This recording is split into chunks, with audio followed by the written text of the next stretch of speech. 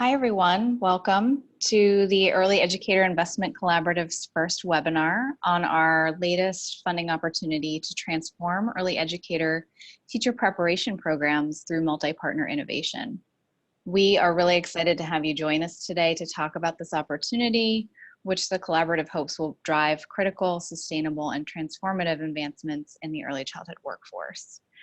My name is Rebecca Gomez. I'm a program officer at the Heising-Simons Foundation and one of the co-chairs of the Early Educator Investment Collaborative Steering Committee.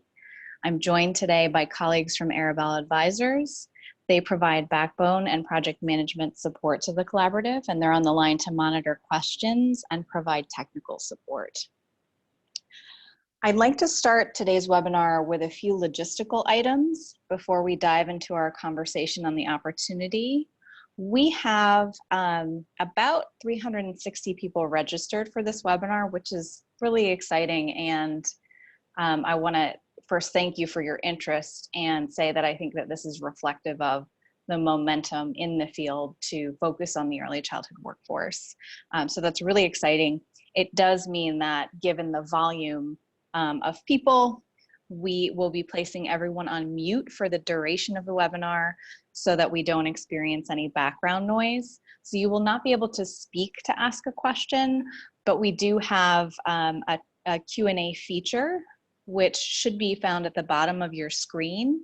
And if you follow the instructions that you see on the slide here, your questions will go directly to me and the Arabella team that's managing the webinar platform. And we will attempt to get to them. Again, 360 people is a lot, and we could get more questions than we can handle in the time that we have. But we will catalog all of the questions and make sure that we update our frequently asked questions document with anything we don't get to today.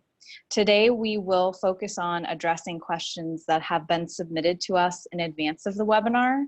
Many of you have submitted questions already, and we appreciate that. That helps us clarify the aspects of the RFP that are not clear. And I actually see some questions coming in already, which is great. And so we'll do our best in the session today to answer technical and clarifying questions as they arrive. I will pause between each section of the webinar to answer clarifying questions, and then we hope to have some time at the end to address any other more substantive Q&As.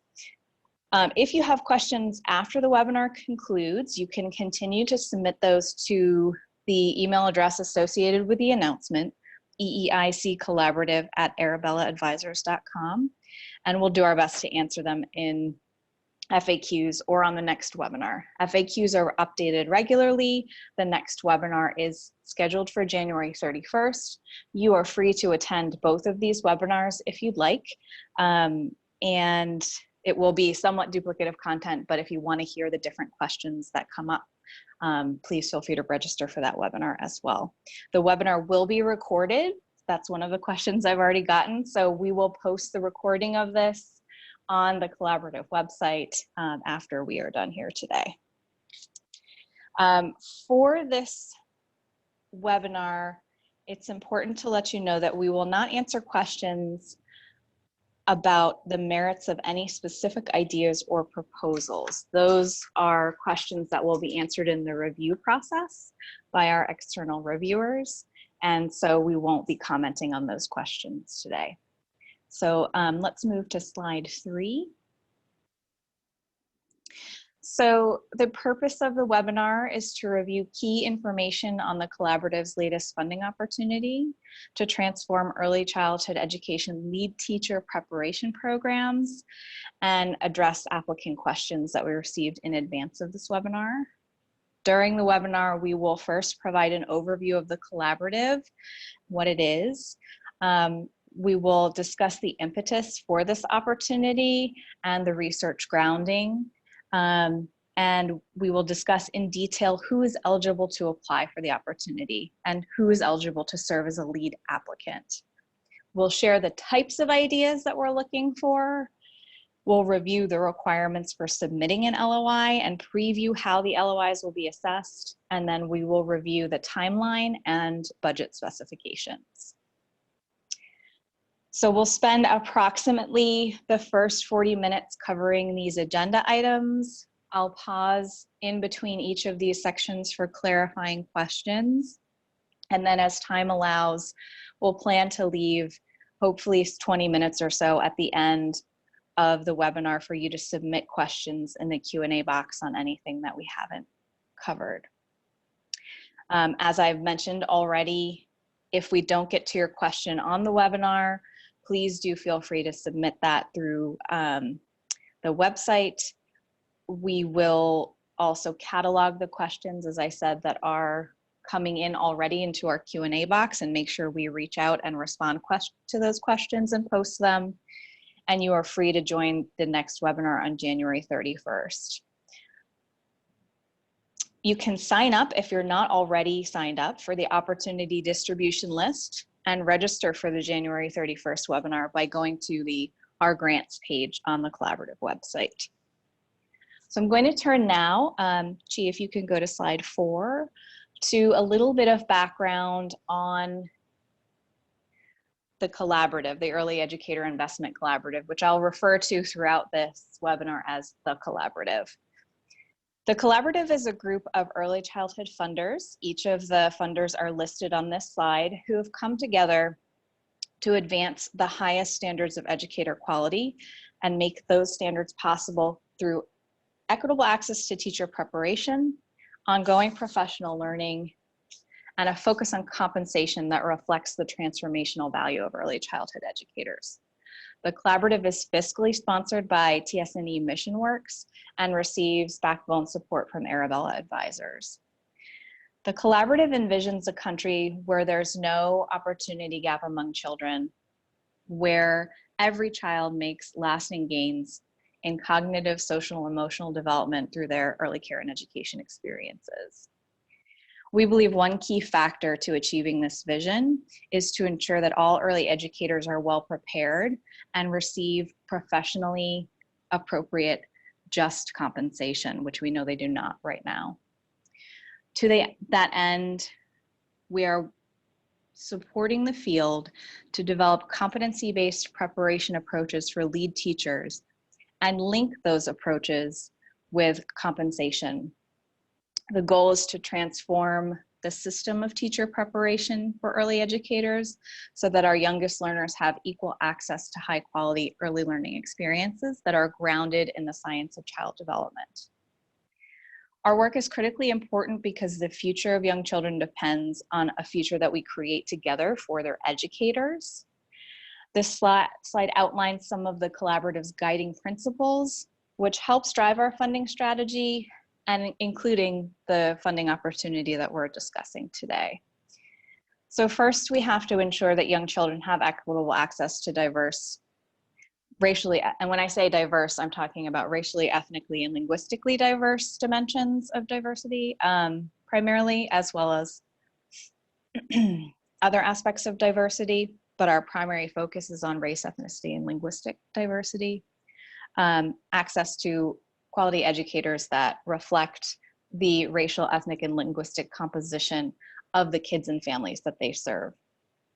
Second, we must continue to work towards better preparing early educators to demonstrate competencies that are tied to positive child outcomes. Third, higher standards that are supported by a pipeline that guarantees a diverse workforce by providing supports necessary to enable early educators to access and obtain increasing levels of knowledge and skills. Fourth, at the same time, we insist on professional compensation, commensurate it with competencies and competency-based preparation, which recognizes the significant role that early educators play for caring for the children and families that they serve. And finally, we respect the work of others in their efforts. We're not the only group of people thinking about the early childhood workforce. There are many others. And our goal is to respect those efforts, to support them in continued improvements and work collaboratively. This next point I can't stress enough, that the collaborative's work is undergirded by, and this funding opportunity is heavily based on recommendations from the 2015 National Academies of Science, Engineering, and Medicine report, Transforming the Workforce for Children Birth through 8, a Unifying Foundation, and the companion 2018 report, Transforming the Financing of Early Care and Education. So I've seen a couple questions come in about the references throughout the RFP on competencies and standards, and we are deriving those from those reports. And there are some hyperlinks as well as appendices in those reports that we would ask you to spend time with and really look through. We are grounding this opportunity in the consensus documents that were put out by those panels, because they really reflect our best knowledge as a field and the most current research on both preparing the workforce and thinking about financing for compensation of the workforce. So we would ask you to really spend some time with those documents and use that to guide your thinking. Helping the early childhood community and its partners aggregate their daily work into a bigger, bolder vision of the ideal, and reaching that ideal through collaborative systems change is what the collaborative, the Early Educator Investment Collaborative, is predicated on and dedicated to. So this brings me to the funding opportunity that we're here to discuss today. So what is this opportunity? Through this opportunity, the collaborative seeks to support efforts to catalyze transformative change for educator preparation and compensation in US states, territories, and tribal nations. Excuse me. Transforming early educator preparation programs through systems change is essential to ensure every educator is adequately prepared and appropriately compensated to meet the needs of our youngest and most vulnerable children. And that's why it's so important to the collaborative. So the current structures, many of you know this because you live this work, the current structures for workforce preparation and compensation are not working for the early childhood workforce right now, particularly for women of color. Implicit bias is present in our current system, and we must work to disrupt this and dismantle systems of oppression that have prevented early educators from achieving higher qualifications and receiving and earning the compensation that they deserve. The early childhood system is a patchwork of federal, state, and local programs that vary in purpose, in children's age levels, workforce qualifications, funding, and quality, which means that the qualifications are very uneven as a result of these myriad policy structures. ECE professional roles and career pathways are not clearly delineated from entry to expert level positions across the birth to age 8 continuum and also across ECE settings. Early educator preparation programs face several barriers to effectively preparing teachers to support children and families, and ECE systems suffer from those structural inequalities that I talked about in terms of low wages, uneven qualification requirements, and a lack of professional preparation supports. This includes access to affordable higher education opportunities, which is a part of this funding announcement. So addressing that is a part of this funding announcement. So what are we looking for? What is the opportunity? We're looking to really support bold, innovative ideas to transform the preparation pipeline for early childhood teachers in this country, and addressing existing structural barriers like access to and affordability of higher education, thinking about culturally embedded and culturally responsive approaches to higher education, and just and appropriate compensation for ECE teachers, all aligned within a set of competency-based preparation requirements. So what we're looking for here really is big thinking. For the most part, we're not asking for technocratic fixes to the system or for you to think about one aspect of the system. We're asking you to think about your ECE system at large, which is in part why we're asking higher ed applicants to partner with people in states, territories, and tribal nations to really change how we prepare early childhood teachers, or at least get started in that process, recognizing that this is a 2-year grant opportunity and we won't be able to fix the whole system in that time. It's to start that process of transformative thinking and transformative change. So I want to highlight some key features of the opportunity beyond that sort of bold, innovative, big picture thinking ethos that we're promoting. The collaborative will make a limited number of 2-year grants to interdisciplinary partnerships of IHEs and states, territories, or tribal nations, depending on what's appropriate for your geography. We'll discuss partnership requirements and eligibility in more detail shortly. This is a 2-phase grant-making process. The first phase, which we're discussing today, is an open call for letters of intent or LOIs. All applicants who meet the eligibility criteria are invited to submit an LOI, and from these applications, the collaborative will select a subset of applicants to submit a full proposal, which is the second phase in the grant-making process. The collaborative is committed to supporting efforts that prioritize and promote racial, ethnic, and linguistic diversity and inclusion in the workforce. We expect applicants to thoroughly consider and address issues related to these dimensions of diversity, as well as socioeconomic diversity and equity, particularly in the design and reach of your programs and in the staffing of the proposed project team. As a part of our commitment to diversity and inclusion, we will prioritize funding lead applicants from 4-year institutions of higher education that demonstrate that they are meaningfully serving or have a viable plan to begin serving students who bring racial, ethnic, linguistic, or socioeconomic diversity to the field, and that they are preparing educators to serve an equally diverse student population. This could include historically Black colleges and universities, Hispanic serving institutions, tribal colleges and universities, tribal serving colleges and universities, and other 4-year IHEs with a successful record of preparing students who bring racial, ethnic, linguistic, or socioeconomic diversity to the field. The collaborative will also prioritize funding applicants whose partnership includes a 2-year community college institution of higher education, or whose proposal includes a detailed and viable plan for establishing a partnership with a 2-year community college to complete the work.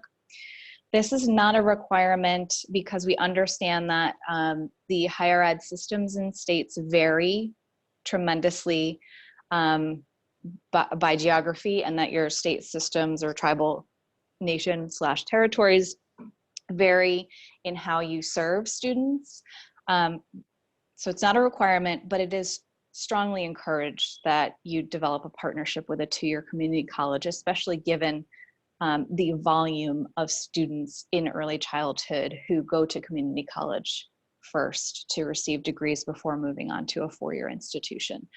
So that is not a requirement, but a priority. As I said before, we're looking for really big, bold, innovative ideas for transforming educator preparation. These should be systems focused, they should be comprehensive, transformative ideas that are contextually grounded and culturally relevant. They should consider the entire continuum of educator preparation from recruitment through induction and clinical practice. We've asked you as a part of this funding announcement to think about compensation and how your geography develops policies for compensating early childhood teachers.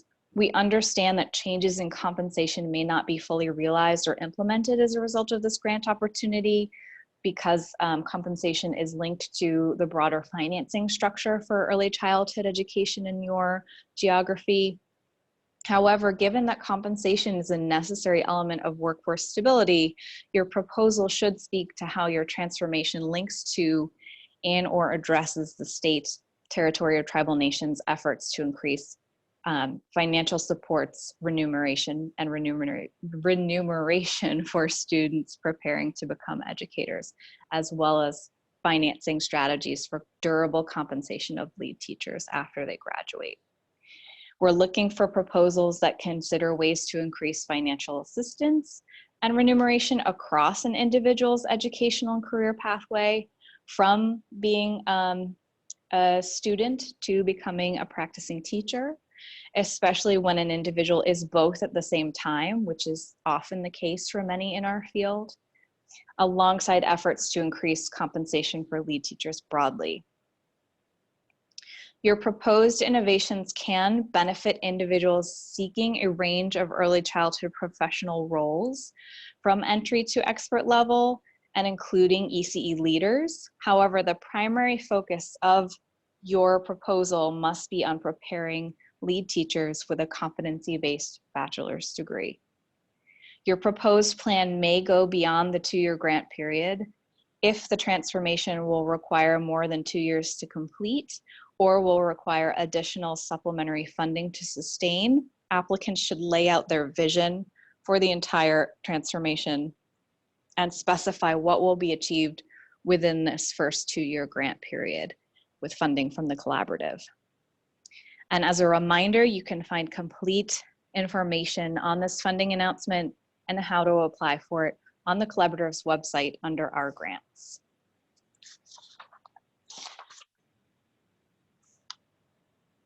So I'm going to pause here and take a look at the Q&As before I move on to eligible applicant partnerships. So give me 1 second as I take a moment to do that.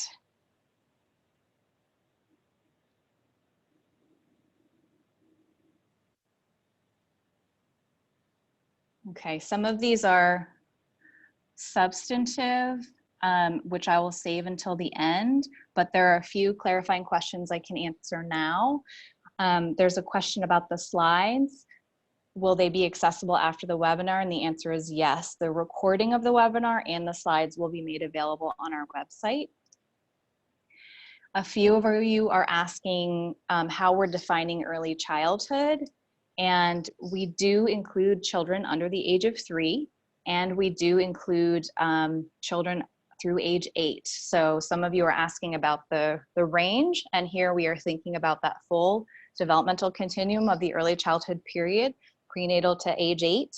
And we are also thinking about preparation for teachers who are teaching those kids in that age range, which means services from prenatal through grade 3. So it's both the age range and the age grade. So we're not just thinking birth to 5, although that is the bulk of some of the teacher preparation work that is happening in this country. We are thinking broadly birth to 8 and through that 3rd grade period. Minority serving institutions are eligible as long as they're a 4-year higher ed institution.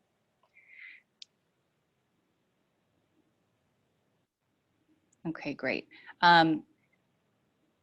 And I think the rest of these I will address through the remarks that are upcoming or at the end. So I'm going to keep going. And I'm going to address eligible applicant partnerships. So who's eligible to apply, who can be a lead applicant, and who can be a partner. So to apply for this opportunity, you have to apply as a partnership.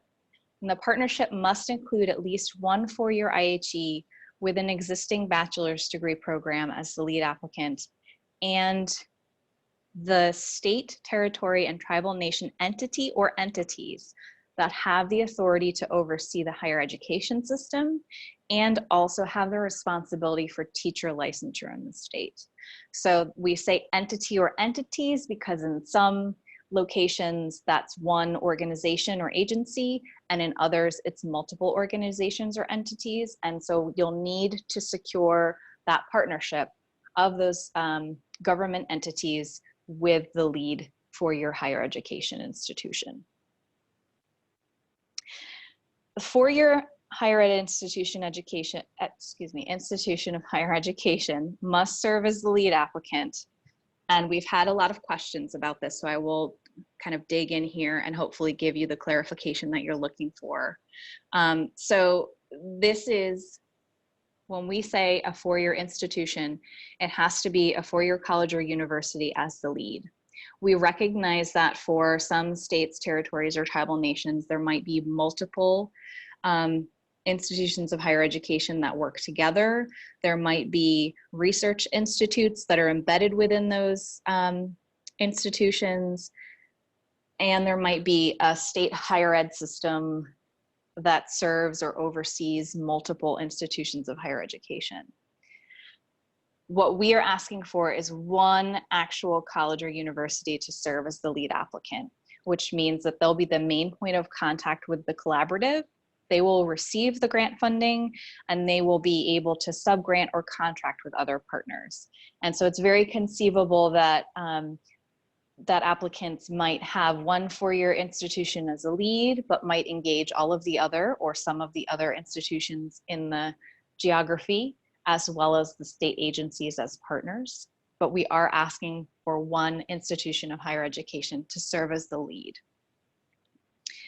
We're emphasizing that institutions of higher education serve as the lead here for not just pragmatic reasons. When I say pragmatic, I mean that it is easier and more efficient to have one organization as the lead and then to do subcontracting.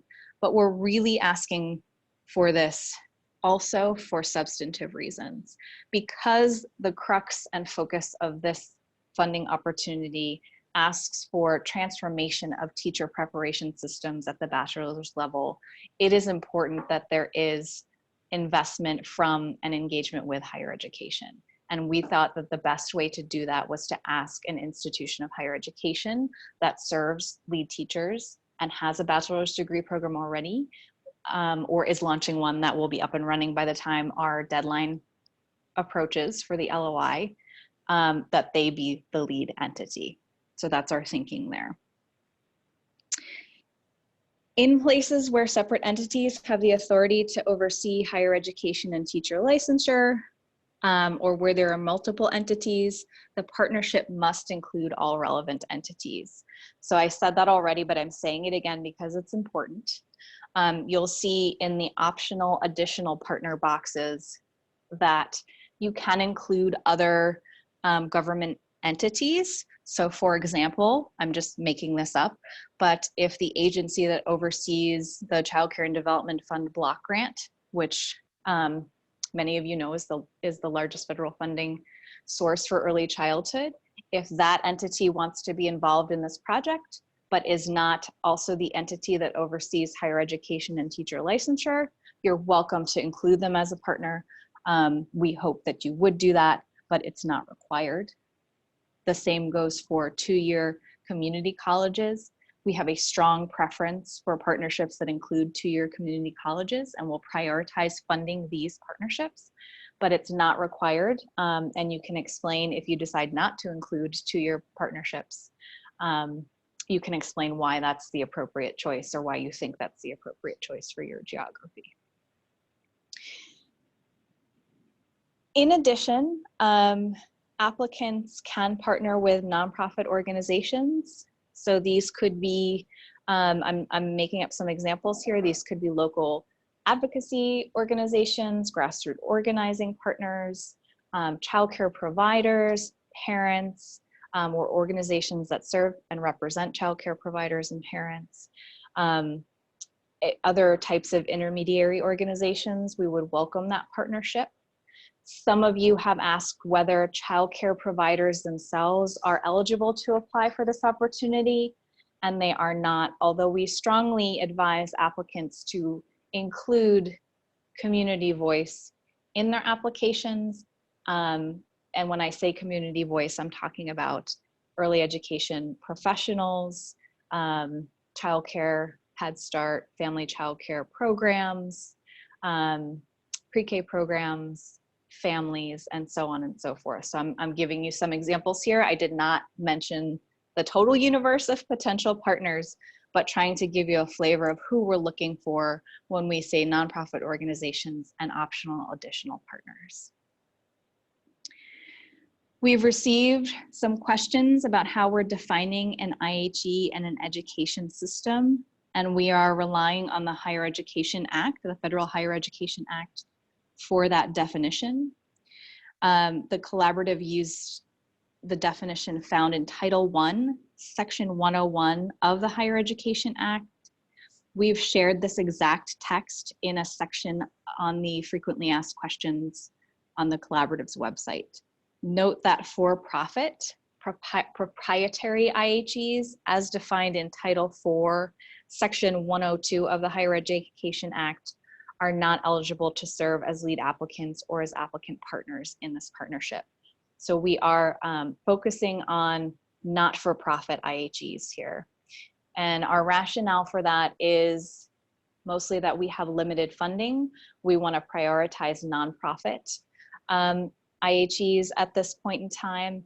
As we go forward, if we offer this funding again in subsequent years, we may consider including for-profits, but right now they are not eligible.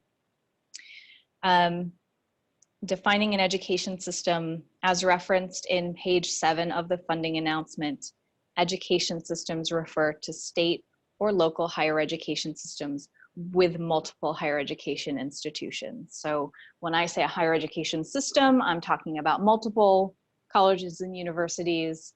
When we say IHE itself, we're talking about one. So that's another clarifying point. I'm going to move us now to the next slide on eligibility. To give you a little more clarity, we've created a chart. I'm going to give you a minute to take a look at that. We've had a number of other questions come in. So while you're taking a look at that chart, before I explain it, I'm going to take a look at some of the other questions that have come in and see if there's any clarifying questions.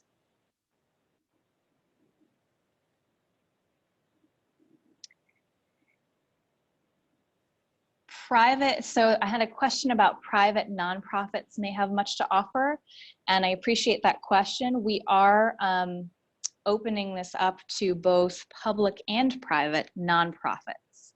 So private nonprofit colleges and universities are eligible. It's only for-profit colleges and universities that are ineligible. So thanks for that clarification question. School districts, someone asked, can districts partner with IHEs? I'm assuming that question is school districts. We would not exclude school districts from partnering with institutions of higher education. We would still need to see a state level partnership as well as a district partnership.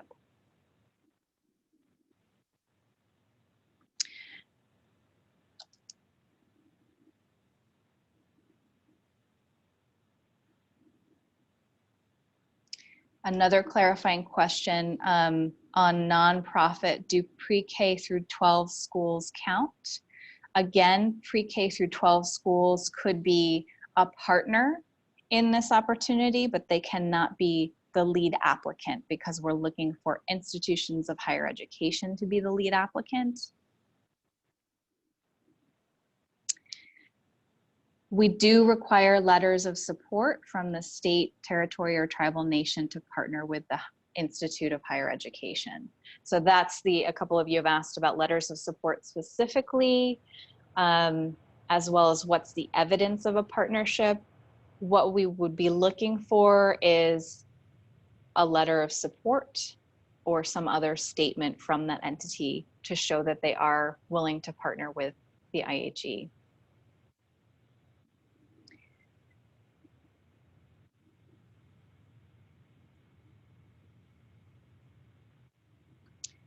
The focus of this grant is on a bachelor's degree. Someone asked about CDA level being eligible, and we're really focused on lead teacher preparation within a four-year context. Certainly, if you would like to do work on the entire continuum and think about issues such as articulation from a CDA, perhaps to an AA, and then to a BA, you can certainly make that an aspect of your proposal. But again, the focus here is on four-year competency-based bachelor degree lead teacher preparation. Yes, absolutely.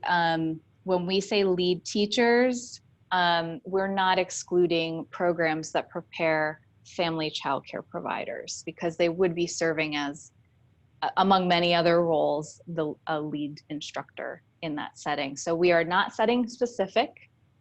We are looking for programs that prepare teachers who may go into a Head Start program, may go into a school district or pre-K program, a childcare center, or family childcare. So certainly family childcare preparation programs are not excluded from this.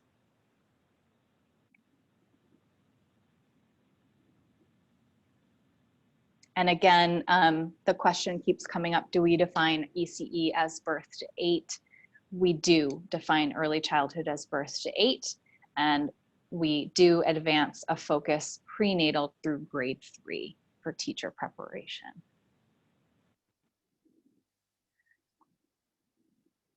Okay. Some questions that are coming in are very state or program specific, and I'm not going to address those now. We will respond to questions in our FAQ after the webinar, but I think in the interest of time, I'm going to move us forward to complete the slides, and then I'll return to some of these questions at the end. But I think I've gotten most of the clarifying questions that have come in. So if you're taking a look at the chart that's been up now, this really reiterates what I've talked through in previous slides, but it is a chart that summarizes who's eligible to apply and serve as a lead applicant, as well as who's eligible to be a partner, and then who's totally ineligible. So again, we're really looking for one 4-year higher education institution with a bachelor's degree program in early childhood to be the lead applicant. We are requiring a partnership with a state, territory, or tribal nation entity. I did see a couple clarifying questions asking about what constitutes a government, state, territory, or tribal nation partnership, and it really will differ from geography to geography, but it is typically the government agency that has the authority to oversee teacher licensure, as well as the government agency that has authority for the higher education system in that geography. So I can't give you a specific agency because it differs from geography to geography, but thinking about those government entities that oversee teacher preparation and teacher licensure. 2-year community colleges are eligible to be partners. Nonprofit organizations are eligible to be partners. 4-year degrees without a 4-year colleges and universities without a bachelor's degree program in early childhood, but that have another type of degree program. So for example, if they have a master's or doctoral program in early childhood, are eligible to be a partner, but not eligible to be the lead applicant. And we would want to see how that institution that provides perhaps master's or doctorates is linking with the other partners and with that bachelor's degree program. Ineligible for this are for-profit proprietary IHEs and early education providers. Again, we strongly encourage you to involve the voice of education professionals, teachers, and others from the field in this process, but they are not eligible to apply themselves for this opportunity. Okay, let's go on to slide 8. So what types of ideas are we looking for? As I said before, we really are looking for bold, transformative ideas. Successful applicants will propose contextually grounded and culturally relevant plans to transform state, territory, and tribal nation ECE preparation systems. So as outlined on page 8 of the funding opportunity, we are looking for you to propose plans that transform ECE lead teacher preparation across the continuum. So we're really asking you to think about student recruitment through educator induction and clinical practice. all aspects of the teacher prep pipeline for early childhood. You may focus on one or more of these elements, but please explain how you will address all elements in some way as a part of your innovative program. And we say this because we know that every geography is in a different place in building their teacher preparation pipeline. And so it might be that states want to pull on different policy levers and activate those levers to create change in compensation. It might be that, and I apologize, I'm saying states as an abbreviation for state, territory, and tribal nation, but I am always including all three.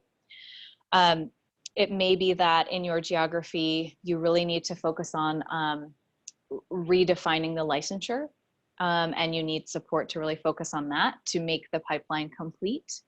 And so that might be the crux of your focus, but we will also be asking you to explain to us how the focus of your proposal fits in and enhances that pipeline in total.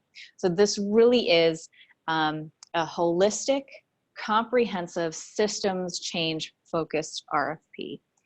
It may incorporate extant strategies in addition to the proposed strategies. So there might be things that your geography is doing really well, that your institution is doing well, and you want to lift up, continue doing that. You might want to expand or bring that to scale, and talk about how that will happen synergistically to any new work that you're proposing. We're looking for you to propose plans that seek to dismantle systemic barriers in the early childhood workforce and make educator preparation more affordable, more accessible, and more culturally responsive and culturally relevant. So we are very upfront as a collaborative about the notion that systems of oppression, both racial and income systems of oppression, exist, that the early childhood workforce is not, it works in an ecosystem that is characterized by these systems of oppression, and that one of the ways that we can get to preparation and compensation for the early childhood workforce and really overcome that opportunity gap for kids is by dismantling these systemic barriers. So we're really asking you to think about that, think about what that would take and what that might look like in your geography. We're looking for proposals that demonstrate an understanding of why aligning with and reforming state, territory, or tribal nation policies and regulations is important. And we're looking for you to have a clear and viable plan for sustaining and engaging the right partners in this process. So I'm making this example up, but your state might have a teacher licensure process that begins at pre-K and goes through grade 8 or grade 6, but doesn't have anything that addresses prenatal through pre-K. And so you might want to refine that licensure structure. And so that's an example of a policy that might need to be changed to more holistically align with that birth to 8 continuum and what we know about the science of child development. So again, I'm making that example up, but that's an example of one policy or regulation that might need to be changed. We're also, I can't say this enough, looking for proposals that prioritize maintaining the racial, ethnic, linguistic, and socioeconomic diversity of the current field, as well as recruiting new practitioners into the field that mirror the children and families being served. So that means what you propose should ensure that your preparation programs are supporting those who already work in the field. They should leverage community voice and reflect the strength in diversity of the workforce as much as possible. Pages 8 and 9 of the funding announcement share the outcomes that we're looking for you to achieve with your plans. Notably, your plan should A, prepare students to achieve mastery of strong ECE lead teacher competencies aligned with the recommendations set forth in the Transforming the Workforce report. So a few of you have asked about what do we mean by lead teacher competencies? Where are the competencies? What should we use? Again, we direct you back to the National Academy's Transforming the Workforce, for definitions about competencies, as well as examples. And we would also say that if you have a program that is already competency-based, you can leverage that. B, requires students to demonstrate mastery through an assessment system, which results in a bachelor's degree that signals that graduates are prepared to provide children from prenatal birth through age 8 with culturally relevant and contextually embedded, high quality academic and social emotional learning experiences grounded in the science of child development. C, your plan should focus on preparing lead teachers. So again, often IHEs serve students who will leave the program and go into a variety of different settings. But the goal here is to prepare those students to take on a lead teacher role. D, be inclusive of all current and aspiring educators, notably early childhood practitioners who are already working in the field. E, set up a strong pipeline of racially, ethnically, and linguistically diverse higher education faculty to prepare early childhood professionals. F, have a curriculum that is based on the most up-to-date research, and that also includes early childhood policy and advocacy content. So while we know that many of our practitioners will not go on to become policy advocates as a full-time job, it's still really important for them to have an understanding of early childhood policy and advocacy. And so we've included this here because we feel like that helps, having that content helps teachers to be advocates for themselves and understand the policy context in which they're working. And then G, lastly, engage your state, territory, and tribal nation partners to evenly distribute responsibilities for supporting preparation across partners, to change policies that stand in the way of implementing proposed reforms, and to make aligned improvements to early childhood workforce systems and implement or expand financial supports. So what we're really asking for that state, territory, or tribal nation partner to do is be willing to change policy and do the actual system change work that is required to effectively create a teacher preparation and compensation pipeline. So I'm going to keep going just because we're running out of time. And I will tell you that we have right now 43 questions in the queue over and above those that I've answered. So we definitely won't get to them all today, but we will make sure that we respond to those questions, catalog them, and post them so that you do get answers to your questions. So what are the requirements for the LOI? I'm going to review what's required and then preview how we'll assess these. So the requirements are depicted in the table here on the slide, and they can also be found on pages 12 and 13 of the funding announcement. The requirements include responses to the LOI questions in a Microsoft Word document, a completed budget worksheet, which is included as Appendix B in the funding announcement, and that should be in a Microsoft Excel file. It should also have an accompanying budget narrative. Partnership information, an indication of who the primary four-year IHE lead applicant is and that will receive the funding. There should be a primary contact person for this. And there should be contact information for all partners, including a primary point person in the state, territory, or tribal nation entity partner agencies. A list of up to 5 related efforts or initiatives that the entities that comprise the partnership have engaged in, either together or separately, to support early childhood educators in accessing professional preparation or compensation should also be included. So this is a list of perhaps other workforce initiatives that are going on in your geography that the partners are involved in, again, either together or separately. Community voice, we will be looking for an indication of who from the field in the geography being served will be involved in the work and how they will be substantively engaged. So again, I can't stress this enough. I've said it several times. We do hope that you'll involve actual teachers in this opportunity, as they have an important and unique perspective on how they have been or would like to be prepared, and their thoughts on compensation and systems change. Other community voices are welcome as well.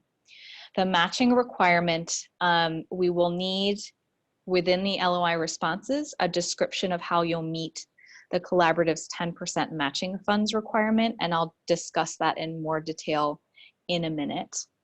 Moving to slide 10, the LOIs will be assessed using a set of criteria and a point system. As detailed on pages 10 and 11 of the funding announcement, LOIs will be assessed on 5 criteria.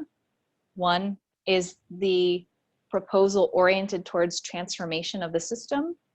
2, has the applicant effectively explained their context and culture for teacher preparation and the broader early childhood context and culture in the geography.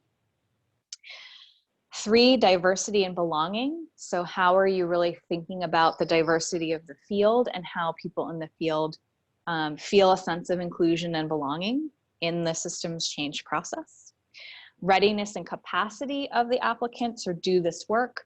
And then number 5 is addressing issues of risk management and mitigation of risk.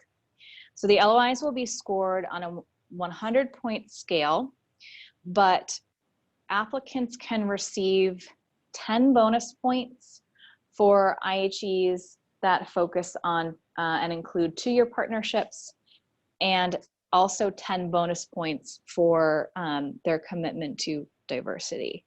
So in theory, LOIs can receive a total of 120 possible points if you include those 2 bonus point sections. The steering committee will engage guidance from an external review committee, so we will not review the proposals and score them ourselves. We will engage external reviewers that have extensive expertise in workforce preparation and compensation. And then the steering committee will make the final decision based on those recommendations about who should advance to the RFP stage. All LOIs received will remain confidential among the review committee, the steering committee, and Arabella advisors. Okay, let's move to timeline, slide 11. So the timeline you see here is not different from what's in the funding application. And that's found on page 13 of your application. So the important dates to note, our second webinar will be held on January 31st. Again, you're not required, but are invited to participate in that if you'd like to hear this again or have additional questions. We'll send out updated FAQs and the webinar recordings to everyone who's signed up for the opportunity distribution list or has registered for a webinar.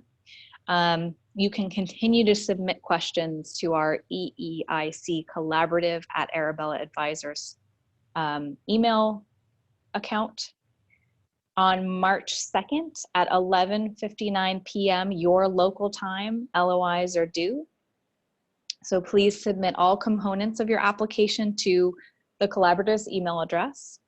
And please make sure you submit your responses in Microsoft Word and for the budget in Microsoft Excel. Again, the template is provided in Appendix B on page 18 of the funding announcement. In mid to late April, the steering committee will notify applicants of who is advancing to the proposal stage. We will try to get these decisions out as soon as possible so that applicants who are advancing to the RFP stage have more time to respond to the RFP phase of the proposal. And then looking ahead to the second RFP proposal phase, those will be due on June 1st.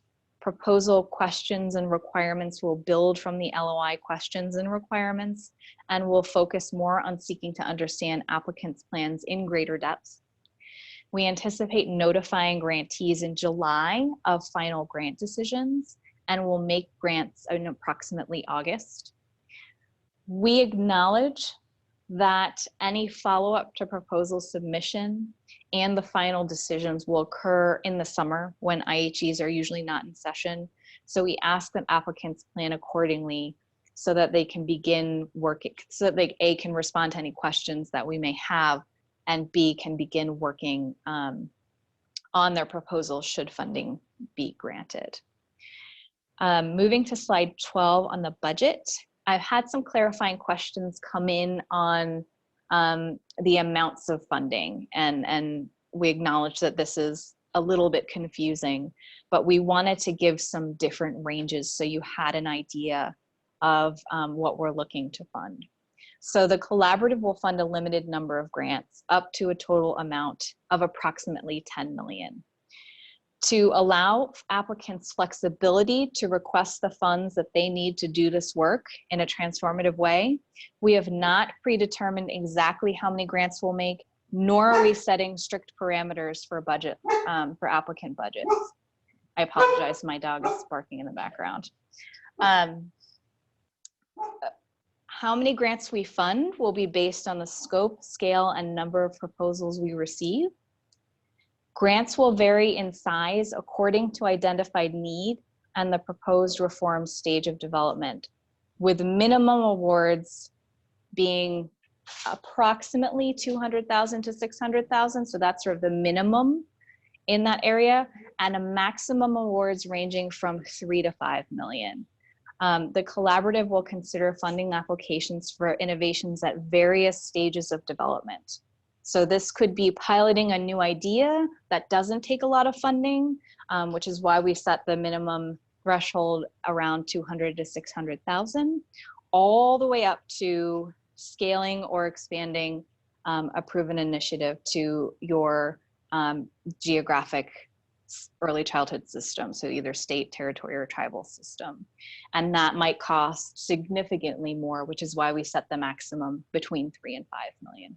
So I hope that clarifies. What we're really asking you to do is give us the cost, the true cost of what you're looking to do. Please note we won't fund planning grants at this time. We won't consider proposals in which the majority of the time and resources budgeted are for establishing a new partnership or doing planning without implementation of an idea. One important requirement of this opportunity and of your budget is matching funds. And we got a few questions about this as well. So as outlined on page 6 of the funding announcement, each partnership must contribute at least 10% of your requested amount in matching funds.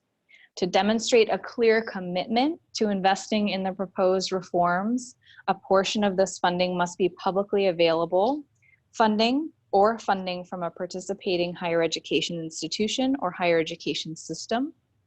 Matching funds may include private revenue, including philanthropic dollars, but they cannot be all private dollars. Because we're asking you to think about changing public systems, we think it's important to have public investment in this opportunity as part of the match. For the LOI, we are asking you only to describe how you plan on meeting this matching requirement.